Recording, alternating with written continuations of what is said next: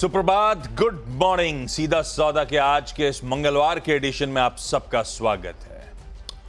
Idea है 20 ऐसे stocks highlight करना जो आज शायद आप अपने ट्रेडिंग टर्मिनल्स पे ऐड करके रखें।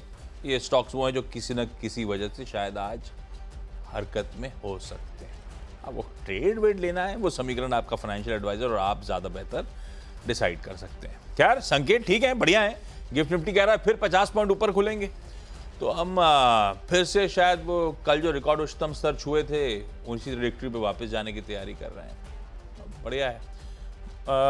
हम वैसे भी 25,400 के आसपास कंसोलिडेट कर ही रहे हैं उस थर्सडे के बहुत बढ़िया मूव्स के बाद। आज के लिए वैसे हैंडओवर तो मिला जुला सा है भाई। एशिया में मिला जुला कामकाज हो रहा है, यूएस से मिला जुला हैंडओवर था। कोई डाउ 0.5% ऊपर तो कोई नैस्डैक 0.5% दबाव में था। तो ऐसे में पिच, स्टेडियम, क्राउड, ग्राउंड सब रख दिया आपकी स्क्रीन्स पे। लाइए पिच और ले चलिए हमको वहाँ पे जरा देखें कैसी है। अरे एकदम सख्त दिख रही है। क्या मूड है? हैंडओवर कैसा है? सख्त क्यों है? तो डाउ चढ़ा था तो नैस्डैक गिरा भी तो था। ये आधी पिच ऐसी आधी पिच वैसी ऐसा नहीं, ऐसा नहीं। पूरी पिच तो आज की सख्त है। नैस्डैक पे तो वो चूंकि एक दो स्टॉक में नरमी आई एप्पल वगैरह में, तो उसके ठंडे पड़ गए। अदरवाइज ठीक है। अभी कल तो मार्केट में जब तक इवेंट नहीं हो जाता तब तक तो मार्केट तेजी में रहेगा ही। इवेंट नहीं हो जाता मतलब फेड मीट का आउटकम नहीं आ जाता। हाँ, फेड मीट का आउटकम जब कल देर रात हमें पता चलेगा, परसों मतलब कल यूएस का मार्केट उस पर रिएक्ट कर जाएगा और परसों हम लोग रिएक्ट करेंगे। तो अभी तो चूंकि डिबेट चल रही है अच्छी, आधा होगा, चौथाई होगा, क्या होगा नहीं होगा, ये सब इन सब के बीच में मार्केट अभी भी तेज़ी का वाला माहौल है और अक्रॉस द बोर्ड बाइंग है। इसमें ऐसा कोई दिक्कत वाली बात नहीं है। और मुझे लगता है कि अगर बहुत बड़ा रेट कट आया तो शायद दिक्कत होगी। अगर नॉर्मल रेट कट आया 25 बेसिस पॉइंट का तो कोई दिक्कत नहीं होगी। तो उसी कॉन्टेक्स्ट में मुझे लगता है पिच अच्छी माननी चाहिए आज भी, तेज़ी वाली पिच। हाँ, तो होप सब तक राइड कर रही हैं। एक बार वो आउटकम आ जाएगा तब देखना रिएक्शन। हाँ, चलिए आज के स्टॉक्स जो रडार पे रखने हैं। एक तो आज jewellery as a pack radar पे रख सकते हैं। उसमें मैंने टाइटन सिंगल आउट कर लिया था भाई। है तो बढ़िया पेडिग्री। आज दरअसल ये स्पेस रडार पे इसीलिए है क्योंकि इसी की इन सब की पीएस, हालांकि टाइटन से तो कंपैरिजन ही नहीं है। इवन कल्याण से नहीं है जो लिस्ट होने आ रही है। उसका कंपैरिजन ड्रॉ करना है तो किसी सेंको और थंगमाइल पर उतरना पड़ेगा आपको। लेकिन ये पूरा स्पेस रडार पे रख रहा हूँ क्योंकि पीएन गार्डगिल ज्वेलर्स आज लिस्ट होने आ रहा है, जिसको बढ़िया 59-60 टाइम्स के आसपास का सब्सक्रिप्शन मिला था। कंपेरेबल नहीं है, ये तो सेक्टर लीडर है जो आपकी स्क्रीन्स पर है, पर अच्छी पेडिग्री है, इसीलिए ग्रीन लेके चलते हैं अपन आज के कारोबारी सत्र में। तो टाइटन पहला हो गया, else jewellery as a pack. ध्यान रखिएगा कल बजाज फाइनेंस की लिस्टिंग के बीच में हुआ क्या था, सिर्फ बजाज फाइनेंस चमका, बाकी सारे पीयर्स जो अब तक चल रहे थे प्रॉफिट बुकिंग आ गई थी और तगड़ी प्रॉफिट बुकिंग आई थी हाउसिंग फाइनेंस कंपनीज में। तो ऐसी कोई, इसलिए मैं छोटे वालों पे जान नहीं रहा हूँ। अगर पेडिग्री अच्छी है तो उसी के साथ मेंशन कर रहा हूँ। टाइटन कंपनी को अपन ग्रीन लेके चलते हैं। बजाज ऑटो दूसरा है। मेरे ख्याल से आज सुबह ही सुबह अपडेट है ये कि नई ट्रायम्फ मोटरसाइकिल लॉन्च होने जा रही है और शायद सुबह 10:30 बजे 11 बजे के आसपास वो इवेंट प्लान्ड है। तो एक 400 सीसी की नई अफोर्डेबल मोटरसाइकिल हो सकती है जो ट्रायम्फ लॉन्च कर रहा हो। हालांकि ट्रायम्फ की मोटरसाइकिल्स वो जो लॉन्च हुई थी, हवा मचा था, उससे बहुत ज़्यादा उसकी ऐसा नहीं आया कि ट्रैक्शन वगैरह आया, बिक्री बहुत बड़ी। पर फिर भी एक अच्छा पैक है। बजाज ऑटो को ग्रीन रखते हैं, अच्छी पेडिग्री भी है। पर ये स्टॉक क्या करके क्या है कमाल, बजाज ऑटो 12,000 पे खड़ा हुआ है। बोले थे राजीव बजाज जी, वहीं पहुंचा दिया कि मेरा स्टॉक 12,000 का है। 12,000 वो इंटरव्यू में। हाँ, वॉक द टॉक। गजब है भाई साहब, 12,000 पे आके खड़ा हुआ है। तो तीसरा है टीवीएस मोटर्स। कल जो लॉन्च होना था वो बाजार बंद होने के बाद हुआ, पर ऐसा कोई सरप्राइज नहीं है। स्ट्रीट को पता था एक लॉन्च होना है, वो तो इनवाइट आया ही हुआ था। खैर, एक रिफ्रेश्ड अपाचे RR 310 इन्होंने लॉन्च करी है। उसकी डिटेल स्क्रीन्स पर है। वो क्या फीचर्स वगैरह उसमें क्या जाऊं। एक नई बाइक लॉन्च, इसके चलते इसको भी ग्रीन। तो 2 ऑटो 2 व्हीलर कंपनीज और एक टाइटन कंपनी पीयर की लिस्टिंग के चलते रडार पे। 3 हरे हरे हैं। ओके, 3 हरे, मैंने भी हरे ही ज़्यादा रखे हैं। तो एक तो डिलीवरी डिलीवरी में कल एक खबर चल रही थी दिन भर, और उस पर एक एक्सचेंज से जवाब मांगे।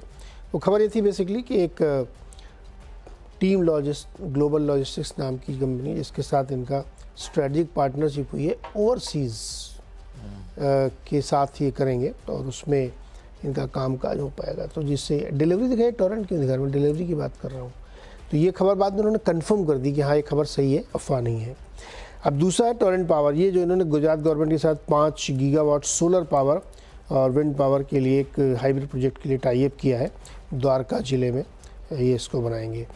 और तीसरा है फिर कनोरिया केमिकल्स। कनोरिया केमिकल्स का कल इन्वेस्टर प्रेजेंटेशन था, उसकी हाईलाइट ये है कि इन्होंने पेंटाथाई ट्राइलोट को जो है काफ़ी इम्प्रूव कर रहे हैं, रिलाइजेशन प्रॉफिटेबिलिटी इनकी बढ़ रही है, और उनका मानना है कि ये जो है इनके लिए आगे आते हुए अच्छा एक प्रोडक्ट होगा। तो थोड़ा बहुत टेक्निकल डिटेल है, उसमें मैं नहीं जा रहा हूँ, लेकिन नेट इन्होंने ये बताने की कोशिश की है कि कुछ एक प्रोडक्ट पे ज़्यादा फोकस करें जिससे इनकी प्रॉफिटेबिलिटी बढ़ेगी और वो इनके लिए आगे होगा। और कैपेसिटी भी बढ़ाई है इन्होंने 6000 टन के हिसाब से। तो कनोरिया भी ग्रीन में लेके चल सकता है। तीन हो गए अपने। अच्छा, कुछ लार्ज ट्रेड्स हैं, उनको मेंशन करता हूं। पहले दिखाइएगा इंडिया शेल्टर फाइनेंस कॉर्पोरेशन। कल लार्ज ट्रेड हुआ, नेक्सस अपॉर्चुनिटी, नेक्सस वेंचर्स ने तगड़ा चंक बेचा, 8-9% गिर गया। ग्रीन रखता हूं बायर्स के नाम देख के, लेकिन इस तरह की वीकनेस आई है कल, तो आप जरा सा वॉच माइंडफुल रहिएगा। ICICI Prudential life insurance company ने 7,70,000 शेयर्स खरीदे। एसबीआई लाइफ इंश्योरेंस कंपनी ने 6,70,000 शेयर्स खरीदे। गोल्डमैन सैक्स इंडिया इक्विटी पोर्टफोलियो ने करीब 7,82,000 शेयर्स खरीदे। इस तरह के मार्केट इन्वेस्टमेंट दरअसल वो एक्वायर करा है, सारा चंक ग्रीन रखा। कल एक लिस्टिंग हुई थी, चर्चा सिर्फ बजाज हाउसिंग फाइनेंस की थी, गजब लिस्टिंग थी। दूसरी जो हुई है उस पर नजर नहीं गई, लेकिन क्रॉस लिमिटेड में कल क्या हुआ, उस लिस्टिंग के बीच में सोसाइटी जनरल ने कल 5 लाख से ज्यादा नेट 5 लाख से ज्यादा शेयर्स खरीदे हैं कल। नजर रखते हैं स्टॉक में। कल तो फीकी सी लिस्टिंग हुई है और इसके बाद कोई ऐसी कोई बाइंग नहीं आई है इसके अलावा, तो मैं ग्रीन लेके चल रहा हूं उस बाइंग के बीच में। तीसरा बदला है डॉक्टर साहब, ध्यान रखिएगा।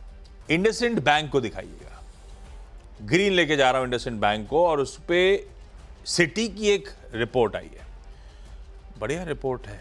अब याद रखिएगा, पहले एक्सिस बैंक की पिछले हफ्ते रिपोर्ट्स आई बैक टू बैक, फिर मुझे लगता है आईसीआईसीआई बैंक की आई जो अपन ने अभी हाल कल शायद चर्चा भी करी, और उसके बाद अब इंडसइंड बैंक की आई। मतलब अलग अलग ब्रोकरेजेस की, ऐसा नहीं कह रहा हूँ, सिटी की आई, अलग अलग ब्रोकरेजेस की बैंक्स को लेकर। अब सिटी की बाय रेको है, खरीदारी करने का कॉल है 2010 के वापस लक्ष्य के साथ, मीनिंगफुल अपसाइड वो एंटिसिपेट कर रहे हैं। मैं ऐसे ग्रीन लेके चलता हूँ आज के ट्रेडिंग सेशन में। कुछ स्टॉक्स में अजम्पशन अभी भी ये बना हुआ है मेरा कि शायद सेकेंड हाफ में आज और कल में शायद थोड़ा बहुत अभी भी हम हाई लेवल सस्टेन करें, जैसे ये कह रहे हैं जब तक वो आउटकम नहीं आता तब तक शायद। तो इस तरह के स्टॉक्स, क्योंकि बैंक्स बेहतर प्लेस नजर आ रहे हैं, बैंक निफ्टी बेहतर प्लेस नजर आ रहा है वीजा वी निफ्टी, तो एक इंडसइंड बैंक मेंशन कर रहा हूँ ग्रीन। ओके, अगले जो 3 स्टॉक है उसमें 2 तो आईजीएल एमजीएल है। दोनों पे यूबीएस की रिपोर्ट आई है दरअसल, ऑयल एंड गैस पे एक्चुअली उनकी एक रिपोर्ट आई, और उन्होंने आईजीएल को पहले इनकी जो सेल कॉल थी उससे कन्वर्ट करके बाई कॉल कर दी। ये बड़ा इंटरेस्टिंग है, बहुत तगड़ा अपग्रेड है, और 700 रुपये का टारगेट दिया, तो इसको रखिए अगर पे। एमजीएल में भी उन्होंने जो उनकी अपग्रेड थी उसको भी किया उन्होंने, और टारगेट यहाँ पे दिया 2400 रुपये का, काफ़ी बड़ा टारगेट उन्होंने महानगर गैस में दिया है। तो दोनों ग्रीन रख सकते हैं। और 6वां स्टॉक वेदांता, इसको रेड में रख रहा हूँ। कल दिन के दौरान एक खबर आई थी, या बल्कि 15 तारीख की घटना है शायद ये, कि इनकी जो लांजीगढ़ रिफाइनरी है उसमें एक जो प्रोसेस वाटर होता है उसका जो डैम है उसमें सीपेज आ गया है, तो बहुत सारा पानी आसपास के इलाकों में फैल रहा है, जिससे कृषि की खेती को नुकसान हो रहा है। कोई कैजुअलिटी नहीं है, कंपनी कोशिश कर रही है उसको ठीक करने की, लेकिन इंटरेस्टिंग ये है कि इंटरनेशनल मीडिया में ये खबर छप रही है और इसकी वजह से एल्युमिनियम के प्राइस पे इम्पैक्ट पड़ा। तो मुझे लगता है इस प्रोडक्ट रखना चाहिए, स्टॉक के लिए नेगेटिव खबर हो सकती है। छोटा सा एक ब्रेक, इसके बाद अगले 6 स्टॉक्स।